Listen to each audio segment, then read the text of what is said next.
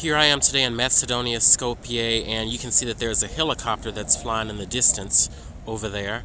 Yesterday when I was in the park, I was harassed by police again, and after that happened, one of the police actually attacked me. He kicked me, he spit on me, and he yanked my earphones out when I was on the phone talking to my mother. And they want to know where I'm going today because yesterday I went to the embassy. I went to the American embassy to report the incident. They weren't much help, but someone called me and still they weren't much help. They said that they've never heard of anything like that happening. And they connected me with someone who was not the head person and not the intermediate person. They were like one of the lowest people who worked in the American Citizen Services Department. And they're curious to know whether or not I'll be going back. As you can see, there's a police car right over there as well. I just left out and they've been waiting for me all day to leave out. Whenever I leave and I'm in the hostel and they see that I'm dressed in my regular clothes and not relaxing clothes, I guess that gives them a cue to know, oh, he's getting ready to go out. Let's get dispatched in the area. And I think that that's what happened today. So I know that that's what happened today. And here's a T-Mobile car. I have T-Mobile phone service, so I think that they want to make sure that if something else happens, perhaps I'm unable to get in contact with my mother, because that's the tactic that they use. And they're very adamant about me not speaking on the phone whenever they're harassing me. But I never get off the phone because my mom is the only person who I have, and she's the only one who knows about this situation. No one else really believes it's going on. So most of my family members are not very helpful when it comes to taking care of this situation and understanding why these things are happening to me. A lot of people who don't understand think that I'm just being an African American male and bringing these problems upon myself, when in actuality it's the fact that I am a targeted individual. But being an African American male, someone who's black in a foreign country where everyone else is white, that can be dangerous at times, because a lot of white people who may see that the police is definitely singling me out or treating me differently, they may think, oh, he's a foreigner, he's an immigrant, he's from Africa, he's probably a drug dealer, or he's probably stolen something, or some crazy thing like that. So, if they see the police being unfair to me or trying to rough me up when I've done nothing wrong, they are not going to come to my defense, because they are so convinced that the police are right and that I am the one who's wrong. There's some people another thing I want to mention is that every time they harass me in the park, they make sure that everyone else leaves. This is so strategic. And I didn't know that this country was so heavily dedicated to Americans and to this gang stalking phenomena. I didn't know that, but now I know it. But because Corona's going on, there's very little I can do about it except continue to report it to the American embassy. But I went to the embassy. And I told them what happened. I got a paper trail. I left a report with them. I also got a paper trail by sending an email. The email wasn't as detailed as the paper trail, but at the end of the day, because this is a tracking situation where you're being gang stalked and harassed and literally harmed, physically, literally, they know how to get in contact with people at the embassy and tell them, don't trust him, don't believe him, discard that, lose it in the system, don't call him back, he's not serious, he's this, he's that, all of these things.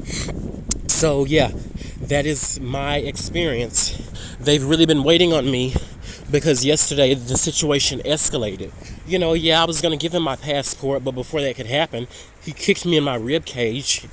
When I was sitting on the bench, minding my own business, doing nothing, and then he yanked my earphones out, stepped on my foot as in to hold me in place, and did other things. I want to be the nice person and say that, there are good people everywhere, but at the same time, I really can't say that, because there are a lot of people who have the opportunity and the okay to do things that are against the rules and to be police officer-ish, if you will. But that doesn't mean that you have to do it, and that doesn't mean that you go overboard when you do it. And in this situation, like all the other situations here in Macedonia, where I've been harassed and attacked by the police, And it's not with one police officer, it's with like 3 police officers every time. And one time there were actually 6 police officers, and they like to tell me that I can't sit in the park, and they tell me the park is closed even though the park is not closed. Yes, corona is going on, but the curfew here starts at 4 in the evening. There are many people in the park, and that's why they strategically, at different hours of the day, whenever I'm there, even before there was a curfew, they strategically go around and make people vacate the premises so that there can be no witnesses to what they do and to what they might do. So that's something that they always do. And sometimes when there are people in the distance who are still in the park, they tell me the park is closed. And then I tell them, no, the park is not closed. And that's one of the things. I challenge them because I have a right to sit in the park if I want to sit in the park. I challenge them. And, yeah. And then the female officer on yesterday's occasion where I was attacked, she and the police officer called me a son of a bitch. But anyway, she told me that I couldn't be in the park because I had been in the park for 3 hours. And my thing is, if you're a police officer and if you're patrolling everyone, yes, I get it, I'm black. Everyone in the country is white. So yes, it's easy for you to spot me. But in this park that's not even a big park, how is it that you are able to be on shift and circulate a teeny tiny park for 3 hours? That's one way that you know that they were there for me. Because why do you need 3 police officers to do the job that 1 police officer can do?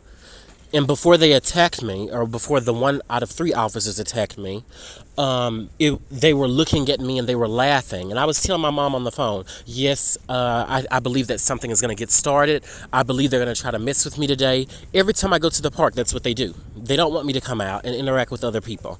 It's not because the people here are afraid that I carry the coronavirus. I think here the media has done a very good job in making that seem to be a Chinese or Asian thing, And maybe there's some people here who are wise enough to know that Africa is the continent that has the least cases. But the police officers, that is the method that they use. They say that that's why I cannot be in the park. There's no rule that says you can't be there over 3 hours or that you can't be there over 6 or 7 hours. If it's not curfew, you're allowed to be in the park. It's a public park. It's open. It's right beside the shopping center. But yet they want to use that rule with me, thinking that I'm dumb enough because I'm black. Yes, I said it. Thinking that I'm dumb enough because I'm black to think that they're telling me the truth and that I will leave. But no, I'm paying my tourist dollars. Actually, I'm supporting them if you really want to get technical. I'm supporting them because every time I go to the grocery store, every time I catch a taxi or get on the bus, I'm sewing into their economy. And a lot of people may not think that that's something special, but I do. Because trust me, when people started to treat me bad like I was treated yesterday, I will fucking starve myself and make sure that I don't eat a damn thing if I don't have to.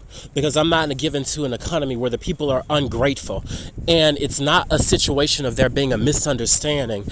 It's a situation of them knowing that I'm innocent. That's why they're strategic and